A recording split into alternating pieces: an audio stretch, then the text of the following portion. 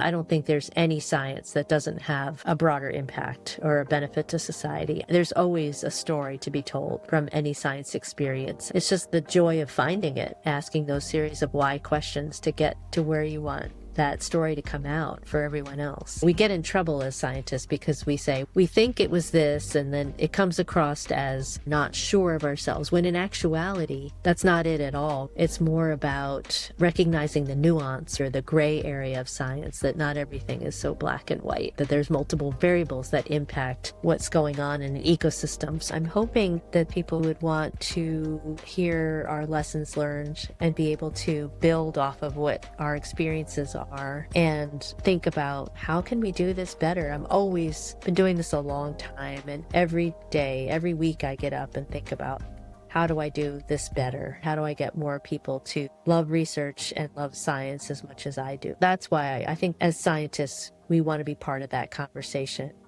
Welcome to the Science with Impact podcast. I am Janice McDonnell. I am an associate professor here at Rutgers University.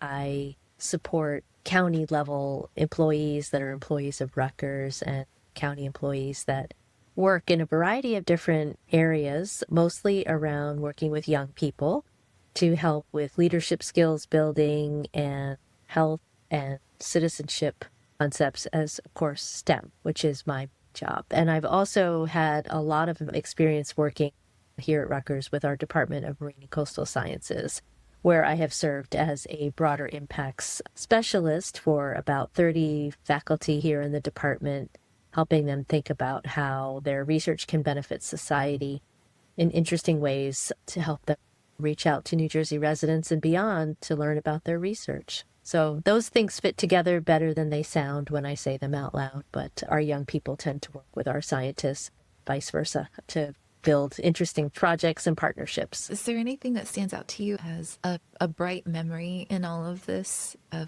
a time that you were extremely impactful? So I started my job here under a couple of really brilliant men who started this department back in the 90s. And the director at the time was Dr. Frederick Grassley, who is well known for discovering deep sea hydrothermal vents. He has since passed away, which is a huge loss to the world. He was a wonderful man. And his right-hand man was a gentleman named Michael DeLuca.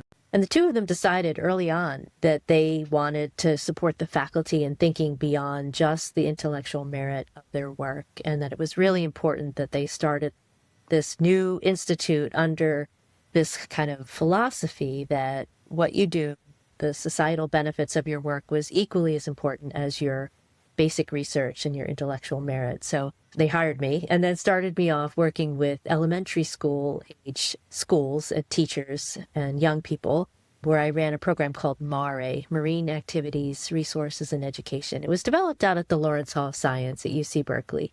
And we adopted it here in New Jersey. And I ended up working with 50 schools and our 30 faculty.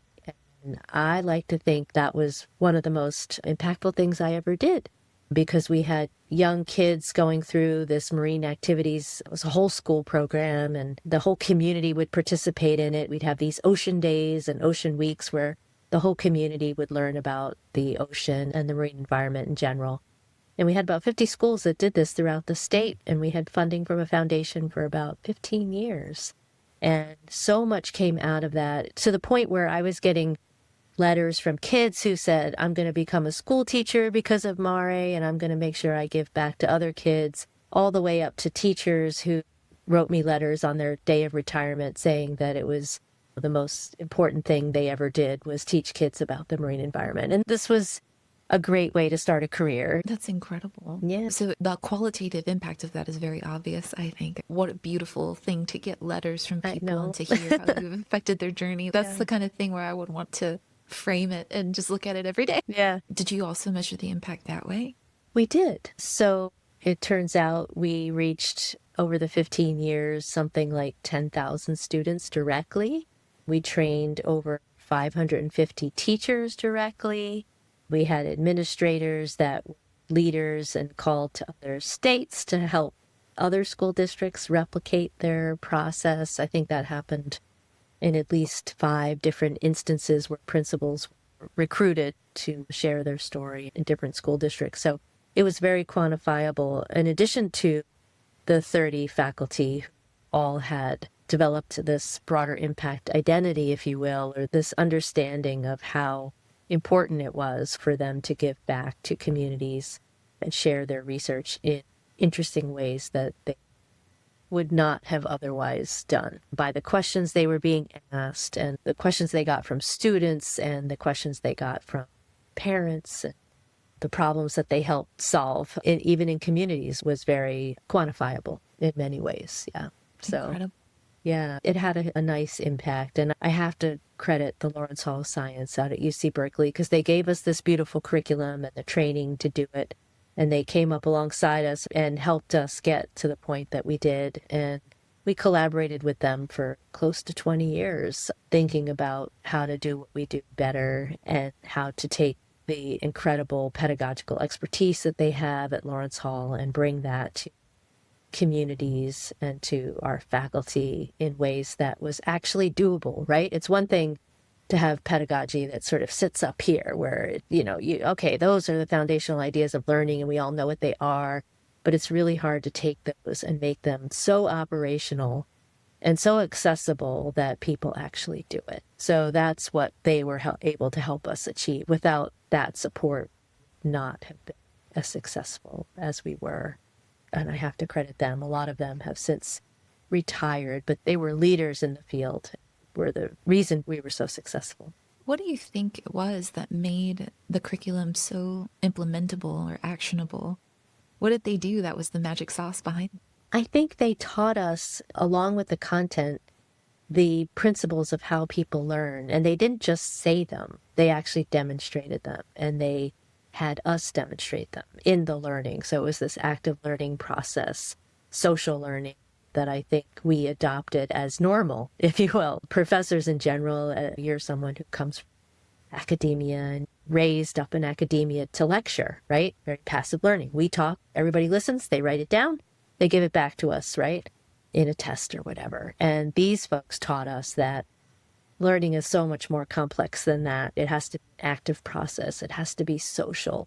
It has to have these elements. We have to build from local relevance, right? Of taking someone from where they are to where you want them to be, because we're not just blank slates. We're clever minds. We have to have this sort of back and forth discussion. So they were teaching us techniques that recognize those facts. And I think that's what helps me become a better, broader impact professional, because I can understand those things and be able to help professors in particular who haven't had the benefit of that kind of training think about that in their implementation, their broader impact work. And I think that's helpful to them, and it's certainly helpful to their partners and to the communities in which they serve. So that's really important, and I have to credit them for all of that, because as scientists, we're not trained. My background is in benthic ecology. I'm a marine scientist trained, but I didn't have the pedagogical expertise until I came across this Lawrence Hall group and was able to work with them for as long as I did. Have you thought of, or can you communicate a story when you've seen incredible pedagogy in terms of those three things that you've mentioned? Can you give us what it looked like? There's the active learning dimension, the social learning dimension, and allowing it to be a conversation that allows the person to go from here to there. So I was working in a third grade classroom, and we were doing an activity called Bird Beak Buffet, which is out of the Lawrence Hall's third grade wetlands curriculum. So we were focused on wetlands. Each grade level focused on a different marine habitat. So as you moved up in grade level, you moved further offshore, more complex environments. And so the third graders were studying wetlands, and we had a teacher, like many teachers, really likes a controlled environment in her classroom.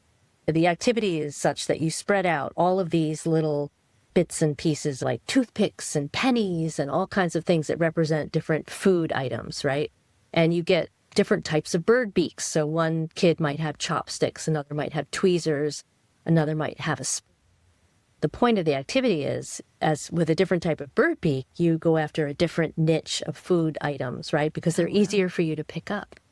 And this teacher was so worried about the kids not getting the graph right, the end graph of which spoonbill got what number of food and the tweezer birds got this amount of food and whatever. And she wanted it to be perfect because she was a perfectionist. So what she ended up doing, and this took a tremendous amount of work on her part, is she counted out all the food to make the graph perfect and put it in front of each kid so that they got a controlled data set essentially as they were doing their feeding exercises. And the graph came out perfect. But what it missed was the social element or the discussion about where things could go wrong and why did that happen the way it did, and that element of discussion and social aspect of it. The kids were just picking up the food, putting their graph up, and that was the end of it. She was missing all of that. Why did that happen? Or why did you grab the tweezer from, or the toothpick from over there? The questions that come when you have that open-endedness or the randomness that we know exists in nature. She was missing those elements. And so the next time I went in, we discussed that, and she was brave enough to try it again in a different trial without the measured response. And we taught her about discussion maps and how you can lead a conversation without knowing all the answers, and that's okay, especially for young kids to say, I don't know, but let's look it up, or let's think about why this graph doesn't look the way it does in the textbook, or whatever it might be, and carry that curiosity and inquisitiveness that we have as little kids and that we have as scientists, and carry that forward and celebrate that instead of worrying about being perfect and having everything happen the way the textbook tells you it should. So it was a transformation for her and for me to some extent to open ourselves up to that inquiry and to really truly be inquiry based. We use that word a lot, and that was a time when we saw the difference between the two and what that social interaction and that allowing for curiosity and inquiry could look like in the same activity. We'd use the same activity, but it looked totally different in one class versus the other by the way in which we implemented it together. It sounds like the cost of that control and organization is the curiosity and discussion that the students get to have. Yeah, it was the way I think about it a lot when I think about her and how much I learned from her, because she was in the classroom every day. We were just working together to try to figure out how to interject these ideas into real world stuff and real world teaching. We learned together, which was also part of the experiment. It's a life experiment. Yeah, it was great though. Kids were great. We learned a lot from them as well. And I think we celebrated that. That was like, we just learned from you how to embrace the chaos. That's so cool. Embrace the chaos of learning. Exactly. That's a great phrase. Speaking of the chaos of learning, how do you know me? Well, I've had the pleasure of knowing you a short time now, but it's been wonderful knowing you. I was asked to be an advisor for this Monet project, and the way they came to me was interesting. I work with a group called ARIS, Advancing Research Impacts in Society. It's a nationally funded center from the National Science Foundation, and it's focused on research impacts and benefits to society. And one of our members got a call from the Monet leadership and said, hey, we need an advisor on this broader impact stuff, and do you have someone? And somehow I got nominated, and I gladly accepted. I never say no to advisory board opportunities because they're always an opportunity to learn. And this is no exception because I got to meet you and learn about all the cool work that you're doing with the Monet folks. And I've never been disappointed to be an advisor because it ends up being, I think, more beneficial to the advisor than the advisees. And this is a good example of that because we've been able to chat ever since and learn from each other, which has been amazing. I agree. Even just the discovery of the Happiness podcast has made my life so much better. And that's really just one of 30 things that you've shared with me that has improved who I am as a person and as a professional. So thank you for that. Yeah, of course. That's quite two-way for sure. Yeah, it's been fun. It's been a lot of fun. There's challenges getting into sciences and overcoming perceptions of what a scientist is and what they do. And that's part of the reason why we do these impactful outreach activities with actual research, is to help people envision themselves as scientists. When you were growing up or making your career choices, was there any particular event, person, initiative that really influenced your decision to become a scientist? The first person was most certainly my father. My father was an amazing guy. He passed away about 5 years ago. But I miss him. He never graduated high school, but he was a very smart and very inquisitive person. And he used to take me to the beach. We lived about 20 minutes from the Jersey Shore. Our routine was we'd go to the library, because he was a huge reader, and check out books and do all that. We'd go to lunch and then we'd go to the beach. And we did this year round and just explore the beach area. And he was very interested in that. And just it always encouraged me to be outside and to ask questions of nature and just obviously read a lot because we were both big readers. And he just really wanted me to go to college because he had never had the opportunity. So when it got time to go to college, I said, I want to study marine science. And a typical response, and if I've heard this once, I've heard it 1,000 times from other marine science students, is, why are you going to go into that? It's not, where are the jobs in that, is what a parent would say, especially one who's been working weekends and around the clock to help you afford college. They want you to be a lawyer or a doctor or something that you know is going to be successful, but not him. He said, that sounds great, and you should just do that. And it was a big risk for someone like him. At least looking back on it now as a parent myself, I think, wow, that was bold, right? To encourage something that doesn't have a clear career trajectory. So he did that. And then I happened to run across a high school teacher, Mr. Livalara, also was a biology teacher who was actually an alum of the college I ended up going to. He steered me to my undergraduate college choice, which was the University of Connecticut. He was an alum there and said, you should just go there and study it like I did. And so between the two of them, they were my guiding lights, if you will,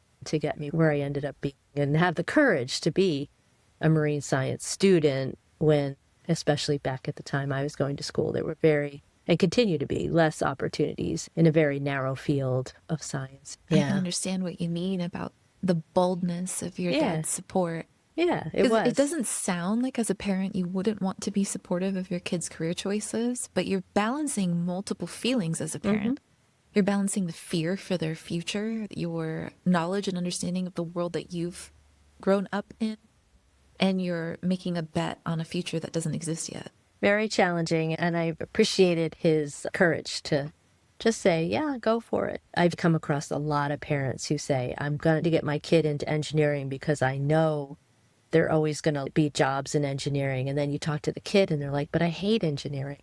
I don't want to be an engineer. But the parent is steadfast, right? But that's where all the jobs are. That's where you should be. And you can't blame the parent. They just want the best for their kid. But it takes courage to say, but if you don't love what you do, that's problematic. You want your child, or you want everyone, not just children, but you want everyone to love what they're doing, because then it's not really a job anymore. It's something you're passionate about. So he had enough sense and courage to know that. And that was unique. I think not every parent can be that brave.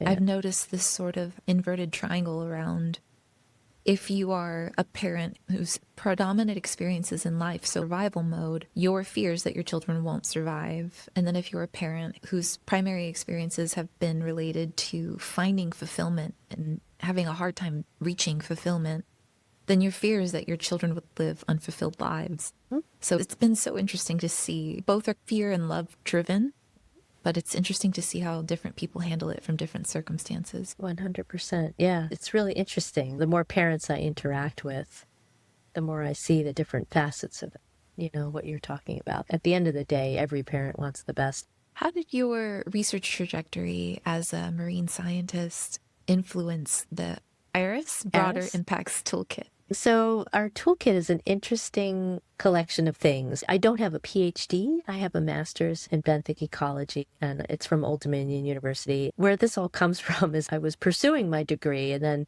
I was the person that was always the one that people shuttled their students to. If there was a tour that had to be given, I was the one they sent it to. I just had a love of connecting with people and talking about science with them. My classes were always full when I was an undergraduate teaching person, and just started evolving that kind of persona, and then just decided that I wanted to do that. So I cut short my PhD and ended up working here at Rutgers and getting hired by Fred. But I started collecting all of my experience in sort of one place. We had this we called it a broader impact wizard, and a couple of my colleagues and I, who've been working with faculty for a number of years, said, let's just put everything together that we've learned about this, because there's just not a lot of resources out there for faculty. They're not trained in this.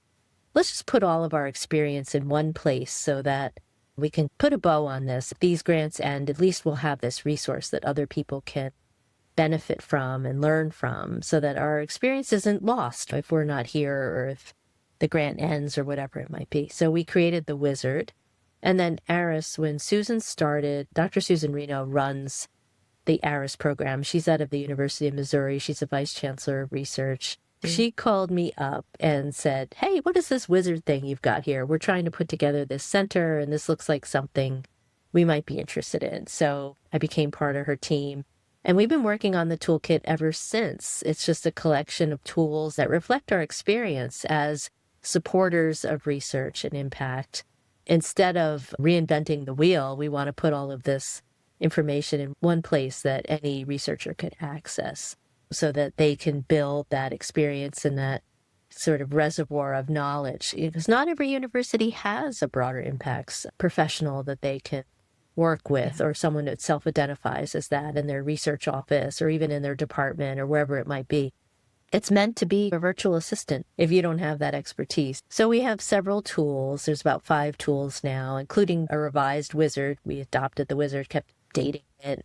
The wizard is essentially a self-reflection tool that helps you think about, what do you love doing in addition to your research? What's your capacity? What does your field need you to do to benefit society? And putting all those things together, what can you do as a broader impact? Really answering those central questions. And it guides you through a reflective process that allows you to do that. It helps you with budgets and all the nuts and boltsy things that go along with a broader impact, but that's what it does. And then we have our rubric, which helps you evaluate broader impacts. That's been a request actually of many researchers. Like, how do I know I'm doing this right? There's not a lot of guidance. And so we attempted to put some performance indicators around broader impacts and really help with defining it better of what it looks like from poor to excellent. And then some checklists and some guiding principle documents that are just totally meant to help researchers get in the headspace of, what does this mean to me as a researcher, and how can I use that information to enhance my career and benefit society? What I loved about it when I went through it is that the 5 questions that you ask yourself in these different contexts of when you're thinking of broader impacts, when you're evaluating it, when you're revising it, they seem to be guided by the same 5 questions. And it's just so nice when you're using it, because you're like, okay, lens 1, this lens 2, and then you repeat that across the process of your evolution of broader impacts. It's wonderful. Yeah, that's the idea. As we take the same NSF questions that you're going to see in a request for proposals, and we try to add some meat to that. And a lot of this has been developed by the community, which is one of the key principles NSF really encourages. Everything they do is very community driven, as it should be. And so all of these documents have been developed by communities of professionals, which is great. The rubric, for example, has been vetted by researchers and broader impact professionals several times now. So we're very excited about that aspect of it, that it gives that credibility. And so when you go to write your panel summary, it's just great to have all these things right at your fingertips where you could say, oh, yeah, let me talk a little bit about partnerships or evidence-based and how I use that to make my assessment of this proposal. So it's helpful, too, in that regard. It's so detailed, but also lightweight enough to where it's not overwhelming to use. It's great. What fundamental barriers do early career researchers consistently encounter when they're developing meaningful broader impacts plans? This is a 2-parter. And how does the ARIS toolkit address these specific challenges? So the challenges are that very few researchers have the benefit of the experience in being trained in a lot of this stuff. So they're really approaching it like a learning experience or something that they're doing in addition to thinking about the hard stuff of thinking about their intellectual merit, right? And then having to layer on top of that the societal benefits can feel overwhelming. It can feel like a lot to think about. The other challenge is just having the proper partnerships. I was talking with some researchers recently who really wanted to do work with blind folks, people that have disabilities with hearing, things of that sort.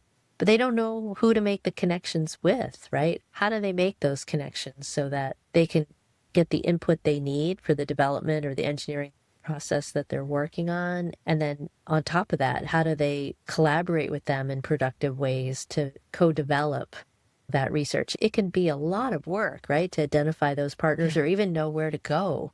So having that kind of connection or that Rolodex of partners is a little intimidating. So those are the challenges. And the toolkit can't answer the partnership aspect of it, but what it can do is teach you what good partnerships look like. What are the transactional costs? What are the pitfalls and the kind of the governance strategy that you might want to take into account that might help you build better partnerships? So we can at least make that information available so that you have this running list of things to think about as you're building your partnerships, but nobody can replace that, right? You're not going to have an online tool that can replace people and the partnerships that you need to build to do your research impact. But you can get the fundamentals from these tools. So that's what we've tried to do, is just provide the rules of the road and the lessons learned, good stories, and ways in which people can access the information to make sure that they have all the right questions in their head when they're approaching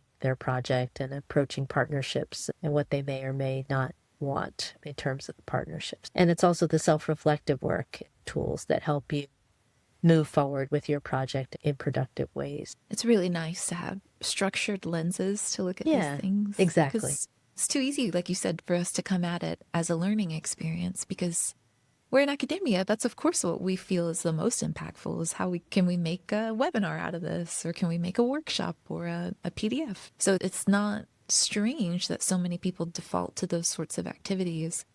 But whether or not those are impactful has, I feel like, a little bit less to do with what you're doing and a lot more about the thought behind it. Exactly. What are you trying to achieve? What is the impact that you're envisioning?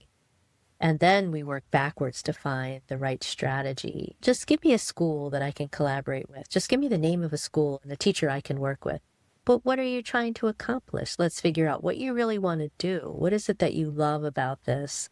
What is it that, you feel you need to communicate? Does that fit in line with what they need to learn? Does that fit with their curriculum needs? Is there a way that you can meet in the middle to not only satisfy their needs as educators and enhance their experience as educators and ultimately as students, but also have a rewarding experience where you as a researcher is contributing productively to that classroom and not just being this passive outlet for something you think they need to know, which they may or may not need to know. So we have to interject that balance, that it's very much a two-way street when it comes to working with communities or working with a partner. I've worked as an educator, then a chemistry education researcher, and then an administrator of chemistry education research.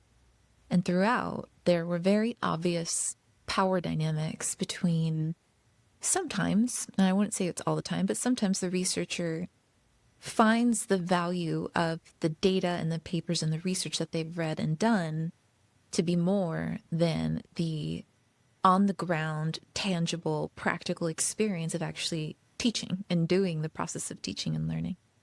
And sometimes it's the other way around, where teaching and learning and anecdotal and also just like observed experiences, even if they are measured, because they often are valued more than the research that feels decontextualized and perhaps not relevant to what they do. So I see that power dynamic, and it sounds like what you're describing with good partnership is honoring that balance of, we both bring an incredible asset to help educate each other, but if it isn't collaborative, then it's destructive. Another example I can give you is I worked with a researcher once who was studying Alzheimer's disease. And he thought it would be really cool if he just worked with an artist that could give him a few stories about Alzheimer patients and how they respond to art therapy.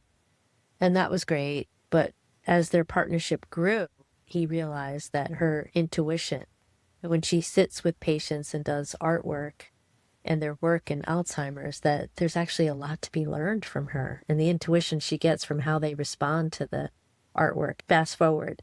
This artist is now part of the research team. She is a fully funded, fully respected member of the research team because of what she brings qualitatively understanding of how these patients are responding, what their brains are doing and thinking and feeling through this horrible disease. I find that to be one of the most rewarding stories about broader impact because it shows exactly what you're saying, that balance of what they started out thinking, oh, she's a nice to have little storyteller on our team, to now, no, wait, it's way more than that. She's an active researcher, member of our team. Her credentials look different than ours. It's fascinating to hear about such clear examples of STEAM happening outside of elementary education. Yeah, I just loved that particular story. It was a colleague of mine who actually did that interaction, built that partnership for them. So I always love that story when she tells it because it represents what I believe. Beyond individual researcher support, how could the ARIS Broader Impacts Toolkit be used to build a more robust broader impact structure for institutions? So institutional capacity is really important, and it's something that ARIS has been working on now for quite some time. I believe we're in our 5th cohort of a program called ORIC, Organizational Research Impact Capacity. And it is a great program that focuses on exactly that, what you're saying, institutional capacity. And the idea behind it is that we get administrators and broader impact professionals to work together to come up with essentially strategic plans that help them plan for the future and figuring out how they can get to where they want to be in terms of building that long-term institutional capacity.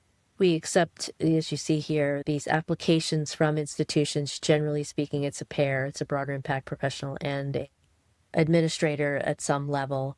We have 4 new institutions coming into the program. And essentially, it's about doing this landscape analysis. What are the assets that we have?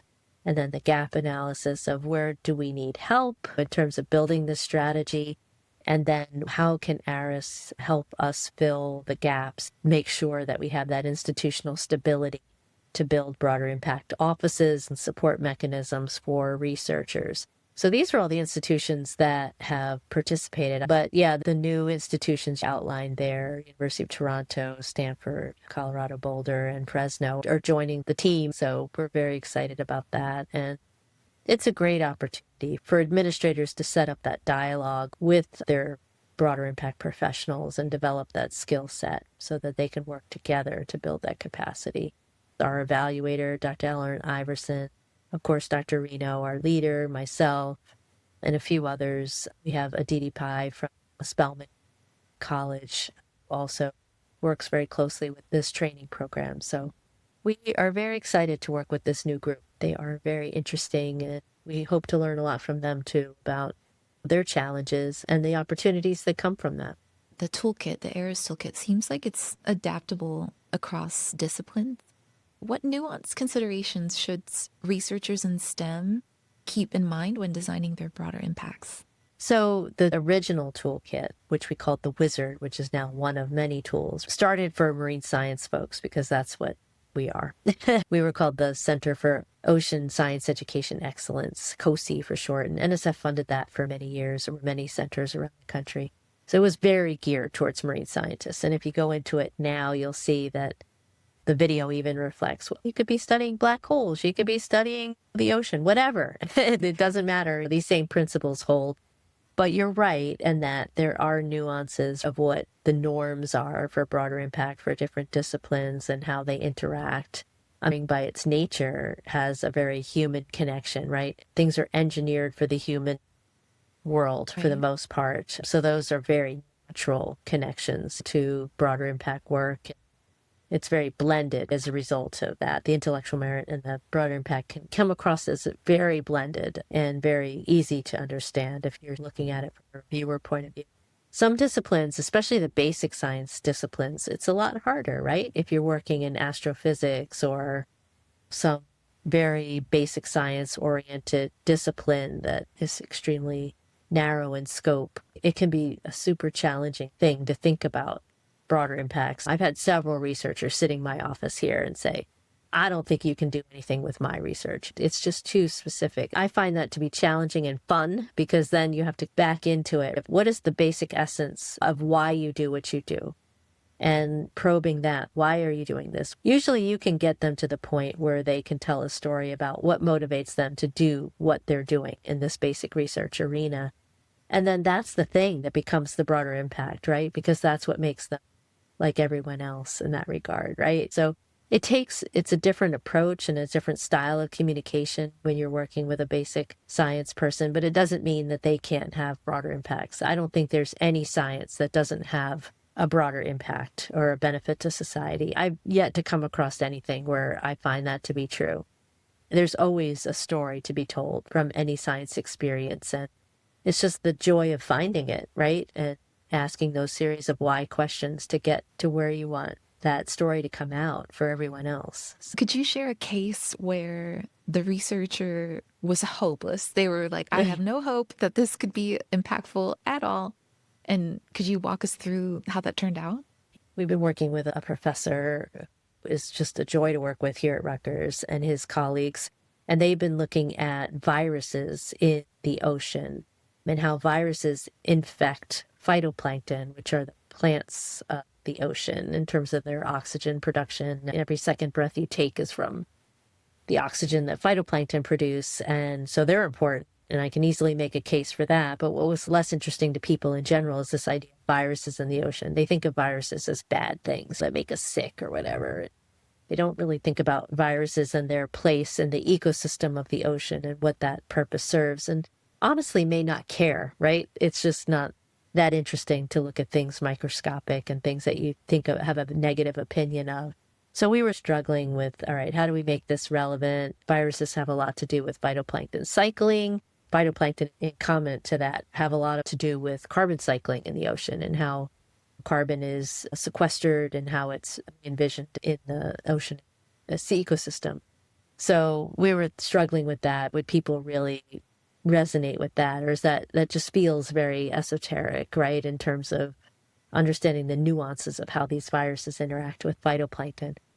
But long story short, we backed way out of that and we came to this notion of what is it like to try to figure that out? What is the way the human mind works and the science practices that are involved in that? So we ended up thinking about this YouTube series called Tools of Science, which focuses on the science practices.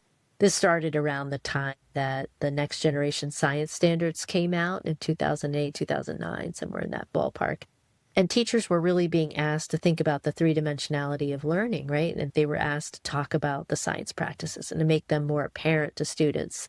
So although we weren't sure that the virus phytoplankton interaction thing would really play out in a middle school or high school curriculum, we did think that the science practice behind it would, right? The story that tells of how do you know, right? What is a proxy? How do scientists collaborate? What's a testable question? How do we even set up this thing so that we know this virus host interaction, right? So we created this whole series of videos about these kind of bigger picture ideas, right? We have another one on modeling. A lot has to do with models, right? What's a scientific model? Most people can't even articulate that for you. It feels very abstract again. So we partnered with this really talented company out in California called Tilapia Films, and we created a bunch of these videos over the last couple of years that they focus a little bit on the research and the post-virus phytoplankton interaction, but it's more about them as people and the way their minds work and the way these questions that come up and how they do what they do from a research point of view. So we took that wider lens view, right, and just broadening it out with these little short videos.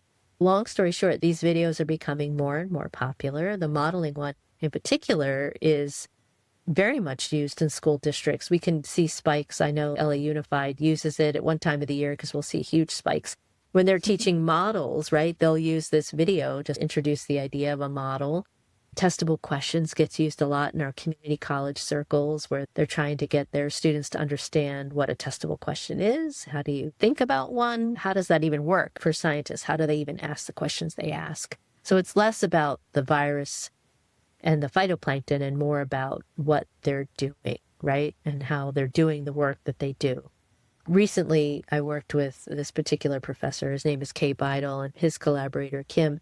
And the two of them are going to be producing a new video on convergent research and how important it is to generate new fields of science by all working together to think about a subject or a science question in a collaborative way. So convergent research is one of the NSF's newest kind of investment areas, right? And how do we get to think about that collaborative research more differently? So long story short, that's the newest piece that they're going to be putting out. They put one out recently on creativity in science, which is a really interesting topic, right? So they've been working on this for a really long time, but they've backed out of that day-to-dayness of their research, the specificity of their research, and are thinking about it bigger picture. I was thinking of a headline for that virus work as, do you enjoy breathing the upside of viruses? That's so fun. Yeah.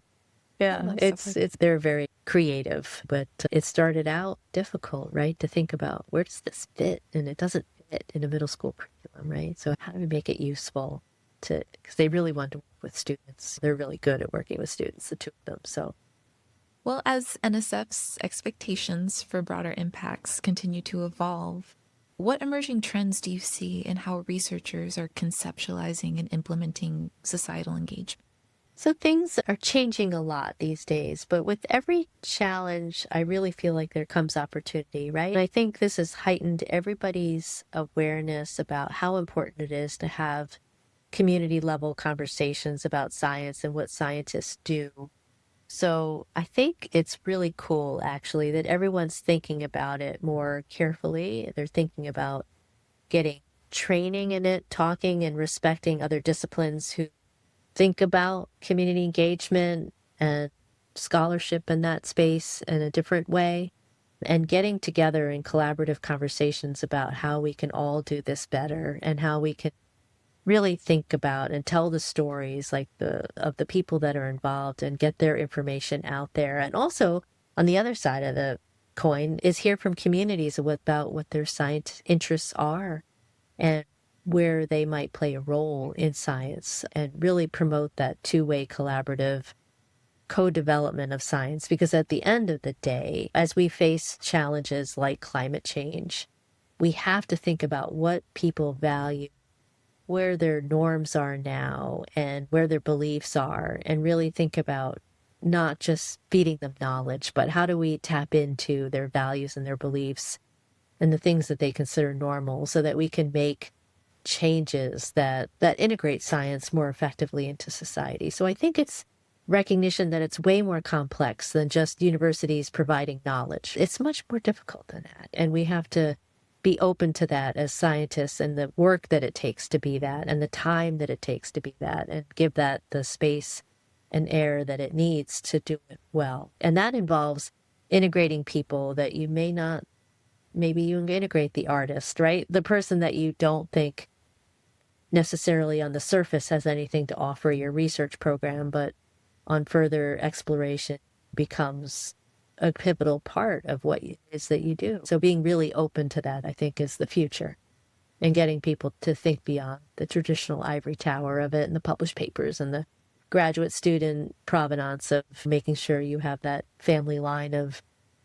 future scientists. That's all important. I'm not diminishing that at all, but I'm just saying it's the yes and, right? It's that and this other component. And if universities can increase their capacity to support researchers, I'm not saying they should just do that without any support. I think universities have to support that as well, and communities have to support that, give that space to help researchers achieve their full potential and help them provide that leadership that I think so many of them want to provide. I'm inspired every day by the young researchers that I know here at Rutgers and around the country that just want to do good in the world, and they want their science to be contributing to not only their field, but also to their disciplines and to society in general. And I think the public loves learning about science. If you look at the recent polls, there's still a lot of public trust in science, and that's really great. And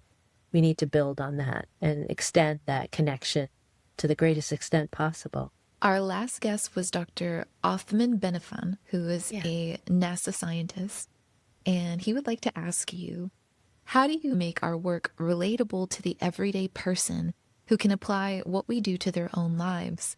It could be a stakeholder, funding source, or student, but how can we make it more relatable to others? I think it comes down to being intuitive and asking questions. Whenever I want to engage with a new audience, whether it be a stakeholder, funder, whoever it might be, I usually start by asking a lot of questions to try to figure out where their niche or interest might be, and then try to adjust to that and zone in on where that interest might be. So I think it's doing more listening than telling is what I like to say to make work relatable. And then that way the conversation and the discussion becomes richer and more engaging for everyone involved, because you're responding to things that people want to know as opposed to trying to be the font of knowledge. So I feel like that is the best advice I always give our researchers. And it's hard because as a researcher, a lot of people look to researchers for all the answers, right? When the news media, we recently had a lot of fires here in New Jersey, and it was in the news and it was just horrible. Everybody wanted a fire expert, a scientist who understood fires, to be able to tell us why we're having all these fires in 3 sentences or less and say it perfectly so that everyone can understand it. And that's challenging for anyone, right? To be that spokesperson. But some of the best interviews I saw were ones where the interviewee or the news person was more conversational. What do you think about what's happening here? Strategy really opened the scientist up for success and being more relatable and more understandable by the way in which they ask the questions. It's just more listening than telling, and being conversational about your work and responding to people's interests and starting where they are and taking them to where they want to be, where you want them to be in terms of their knowledge base. That's so helpful. Could you frame a pair of questions, one that doesn't necessarily set up the scientist for success and one that does, just so that we can compare them? We had a fire expert come to the last workshop that I ran, and this guy was amazing. He didn't really lecture us. He just was very conversational. The news media was asking him a lot of questions about, why is this happening? Do you know what caused it? And do you know what the impact's going to be? Very direct yes or no style questions. And in science, as a scientist yourself, there's a lot of gray areas, right? It's really hard sometimes to say, this caused it, and this is what's going to happen. We get in trouble as scientists because we say, we think it was this, and then it comes across as wishy-washy or not sure of ourselves, when in actuality, that's not it at all. It's more about recognizing the nuance, right? Or the gray area of science, that not everything is so black and white, right? That there's multiple variables that impact what's going on in an ecosystem. For example, in the Pinelands where these fires were, he couldn't come right out and say it was caused by climate change, because here we are with climate change and go into that sort of tirade, right? Mm-hmm. He was hesitant to do that as a researcher because that's a slight bit irresponsible, because these fires happened in the Pinelands, which are a system of trees that rely on fire for the cones to burst and to reinvigorate the forest and to be managed naturally. So he wanted to be really careful about recognizing the natural variability of forest fires and the need for that to manage these particular forest systems, while yet acknowledging that climate change is an element of increased heat, less moisture, all the things, right? And then there's the management side, right? He was trying to bring in this idea that we haven't managed systems the way we used to. We don't like things to just burn naturally, right? Like from a lightning strike or something. We want to put it out right away because we're humans. We think it's bad, when in actuality, that's natural, right? Natural management of forest systems. So he was trying to get all of these complex ideas into this soundbite, and it's intimidating for the scientist. And the way in which you ask it, if you're asking for that focused question instead of a broad question, what do you think is going on in the forest system? And if you ask it that way, and why these fires are more prominent, it's a different way of framing it than what caused it and why. So the broad versus focused questioning, I guess, is how I would summarize it. And it makes a huge difference in how a researcher can answer it and feel comfortable about it. The other thing we train our scientists to do is try to be concise. Randy Olson's ABT, and, but, therefore. This is happening and this is happening, but we think this might be a problem, and therefore, here's what we think. Very concise, very to the point kind of responses that help those that are in the news media or whatever it might be understand the problem concisely and better instead of rambling on and this and that. And it tends to make it harder for someone to follow the storyline. That ABT framework is such a great way to respond to questions about causality that we can't necessarily Exactly. answer clearly. We don't know. We're practicing science just like doctors are practicing medicine. Exactly. And it's interesting because both of those career fields, people perceive it as difficult. I think that they really honor what is being said by those professionals. And that's why we are so careful about how we frame things. So it's just interesting to think about that really complex social dynamic of there's social power in having these degrees be enough to be very cautious about what you know. And so communicating that in a way that isn't deflating to the person who's looking to you, the expert, for an answer, it's hard. Absolutely. It is very challenging. It's one of the most challenging parts of being on a speaker's bureau or responding to press. A lot of people get really nervous. Scientists get really nervous about being that person for that reason. It's just so difficult to encapsulate a lot of these big ideas into sound bites. So it takes a lot of practice and time. And intention. And intention. Yeah. Absolutely. So Yes. What's one challenge you'd like to ask our next guest about making research relevant outside the lab? Yeah. So in this tumultuous time that we're in, thinking about the best advice or priorities, I should say. What are the priorities for communicating science to broad audiences, right? What are some of the priorities we should be thinking about as a community of researchers? Of how can we facilitate that bigger and better in this time of flux where we're thinking about science really differently and funding it differently? How do we respond to that as a community? I think that's what I'm struggling with a lot right now is how do I prioritize that? What's the strategic plan for how to deal with these very different views about how science should proceed? So how do we think about that, right? How do we turn that into an opportunity to really do more and better than we ever have, right? We want to thrive. So how do we thrive in this environment? And there's certainly ways to do it, but how do we work together to achieve that? Why should our listeners, who are mostly research scientists and organizations looking to expand their societal impact, tune into this episode? So I'm hoping they will, because as you and I are both broader impact professionals, people who are thinking about this all the time, I'm hoping that they would want to hear our lessons learned and be able to build off of what our experiences are.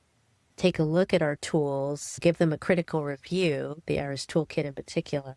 I'm always looking for a critical review of those and think about how can we do this better? I'm always been doing this a long time, and every day, every week I get up and think about how do I do this better? How do I leave this better than I found it? How do I get more people to love research and love science as much as I do?